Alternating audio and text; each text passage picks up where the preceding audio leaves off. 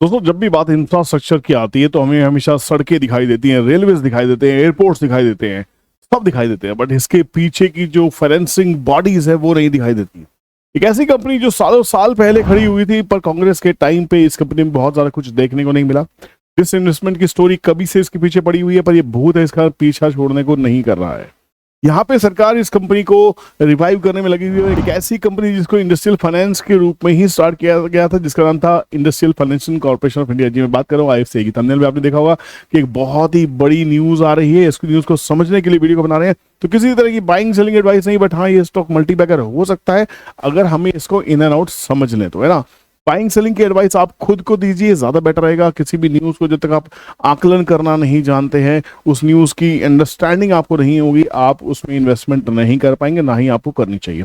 तो सबसे पहले आपको क्या करना है, सबसे पहले आपको दो चैनल्स हैं हमारे, दोनों चैनल्स को सब्सक्राइब करना है, बेल नोटिफिकेशन को ऑन करना है, ताकि कंटेंट आपको टाइम से मिलता रहे। ठीक है, बात करते हैं आईएफसी। आईएफसी बेसिकली है क्या, अगर देख सकते हैं industrial financial corporation of India. Starting इसके पीएनएल से करते हैं। एक ऐसी कंपनी जो लॉस मेकिंग कंपनी रही है, लॉस मेकिंग कंपनी से इस कंपनी का 2024 में यहाँ पे एक टर्न अराउंड होता हुआ दिखाई दिया, जो कंपनी 240 करोड़ के आसपास का प्रॉफिट किया है, जो अच्छे खासे लॉसेस से कंपनी को रिकवर किया गया है। ट्रेलिंग 12 मंथ्स की बात करते हैं तो ये भी 294 करोड़ के आसपास में ईपीएस नेगेटिव से पॉजिटिव होता हुआ दिखाई दे रहा है। और सरकार बहुत बड़े बड़े कदम उठा रही है इस कंपनी को रिवाइव करने के लिए। सरकार का उद्देश्य है कोई भी सरकारी कंपनी, खासकर जो इंडस्ट्री से जुड़ी हुई है, उसको लॉस में बिल्कुल ना बैठाया जाए। इंफ्रास्ट्रक्चर का जो बजट है 11.5 लाख करोड़ का कर दिया गया। अब आईएफसीआई में एक बहुत बड़ी अपडेट आ रही है, पर सबसे पहले उस अपडेट को देखने से पहले एक काम करते हैं, इसके चार्ट को देखते हैं कि स्टॉक अप ट्रेंड में है, डाउन ट्रेंड में। आपको पता है ये स्टॉक ने बहुत बढ़िया हाई लगाया था। 90 का हाई टच करने के बाद में स्टॉक में एक अच्छी खासी करेक्शन हुई, और लोअर हाई लो फॉर्मेशन के साथ में स्टॉक ने जो बॉटम बनाया वो बनाया यहाँ पे वापस 49 के आसपास में एग्जैक्टली। और ये लेवल्स अगर आप देखेंगे ट्रेंड ट्रेडिंग कैलकुलेटर में हमारे बहुत ही क्लियर थे। 90 रुपीज से गिरते गिरते स्टॉक आया 49 के आसपास, दोबारा रिवाइवल है, और अब स्टॉक 64 के आसपास में खड़ा है, 64 पे ही वो चल रहा है। तो क्या यहाँ पे पैटर्न आपको समझ में आ रहा है? अगर पैटर्न्स की बात करें तो पैटर्न एक बहुत ही क्लियर पैटर्न चल रहा है। एक ट्रेंड यहाँ पे चेंज होता दिखाई दे रहा है, और ये रीटेस्टिंग करके जब स्टॉक निकल रहा है तो यहाँ पे हम सोच सकते हैं कि कहीं ना कहीं एक अपॉर्चुनिटी फाइंड आउट की जा सकती है। स्टॉक ने 200 डीएमए से ऊपर भी चलना स्टार्ट कर दिया। 200 जो डीएमए है वो भी 60 रुपीज के आसपास में इसके ऊपर स्टॉक ट्रेड कर रहा है।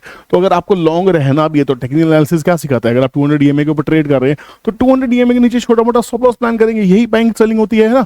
अब यहाँ पे आपको सेबी से पूछने की जरूरत नहीं है कि मैं बाइंग कहाँ लगाऊं, स्टॉप लॉस कहाँ लगाऊं, ये टेक्निकल एनालिसिस आपको सीखना चाहिए। तो यहाँ पे बहुत ही क्लियरली 64 के नीचे 56 के आसपास, 59 का 200 डीएमए है, 56 उसके थोड़ा सा नीचे है, तो चार्ट और कैलकुलेटर बिल्कुल ब्यूटीफुली मैच कर रहे हैं। दोस्तों आगे बढ़ने से पहले मैं आपसे रिक्वेस्ट है, अगर आपने मुंबई की सीट अभी तक लॉक नहीं कराई तो लॉक कर दीजिए, क्योंकि मुंबई हम पहुंचे वाले 7 और 8 तारीख को 2 दिन की क्लास होने वाली, बहुत मजेदार क्लास होने वाली है। और उत्तर प्रदेश के लोगों से कहना चाहूंगा कि 23 और 24 तारीख को हम आ रहे हैं लखनऊ। लखनऊ की बुकिंग्स ऑन है, अपनी सीट्स को लॉक कराइए ताकि हम जल्दी से जल्दी आपके लिए बढ़िया सी जगह लॉक कर सके, फाइंड आउट कर सके, ताकि हमें पता लगे कितने लोग आ रहे हैं। जब देखिए कोई भी क्लास करने के लिए कम से कम 10 से 15 लोग चाहिए होते हैं। ये मैं अपनी कमाई की बात नहीं कर रहा हूँ, मुझे कम से कम 10 से 15 लोग चाहिए ताकि हम उस जगह का खर्चा निकाल सकें, है ना। तो एक जगह पे अगर हमें मिलना है, कमाई की तो बात हम जब कहते हैं 100, 200, 500 लोगों की बात कर रहे होते, 10-15 लोगों को पढ़ाने के लिए जाने के लिए क्या हमें पैसे चाहिए, क्या हम अर्निंग की बात कर रहे हैं, उससे ज्यादा मेरा अपना पोर्टफोलियो डेली ऊपर या नीचे हो जाता है जितने आप कैलकुलेशन करने की कोशिश करेंगे, उससे लॉस हो जाते हैं, उससे प्रॉफिट हो जाते हैं, करेक्ट। तो मुझे उससे फर्क नहीं पड़ता कि 10-15 लोगों में कुछ कमाने के लिए जा रहा हूँ।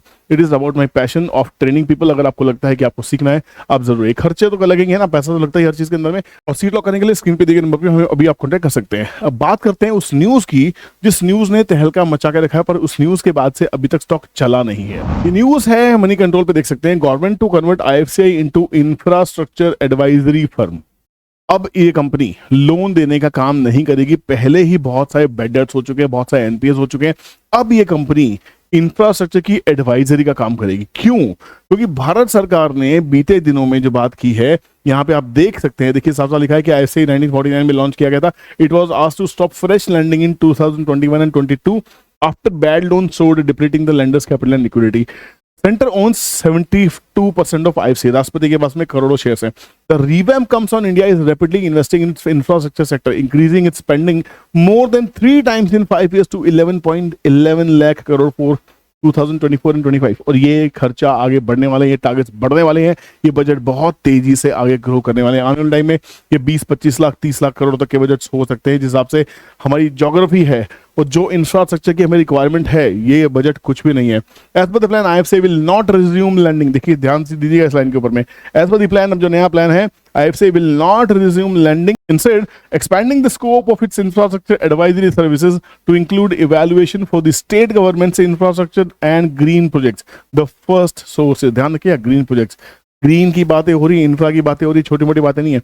They added that the government wants the company to replicate the project advisory practices of SBI Capital Markets, the investment banking arms of State Bank of India, the country's largest lender by assets। जो काम SBI Capital करती है उसी तर्ज पे IFCI को बनाया जाएगा। और यहाँ पे the government plans to infuse rupees 500 crores into IFCI this year, and any further capital infusion will be to ensure there are no defaults in the repayment commitments of IFCI, the two sources said।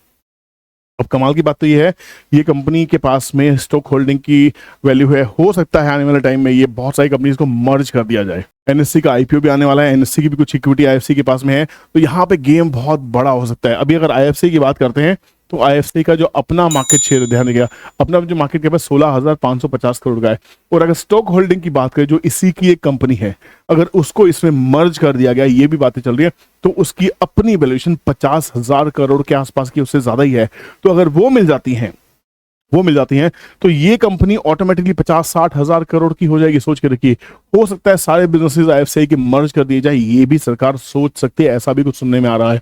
होगा ही नहीं होगा, day to day इसके ऊपर videos बनाते रहेंगे, क्योंकि हमने IFCI को आज पहली बार कवर नहीं कर रहे हैं। आईएफसीआई के ऊपर हम लगातार कवर करते आ रहे हैं। जहां पे हमने कहा था प्रेसिडेंट, देखिए 4 महीने पहले वीडियो लेके थे जब 12 crore 30 lakh share president of India ने खरीदे थे। यहाँ पे लगातार इसको हम करते हैं, जब ये 6 महीने 50 रुपए के आसपास में बहुत, हमारी प्रेडिक्शन थी 125 के आसपास क्या जाना चाहिए, 90 के आसपास वहां से चला गया था। लगातार इसको हम कवर करते हैं, तो फर्स्ट वीडियो नहीं है, कोई भी सोच के रखिए।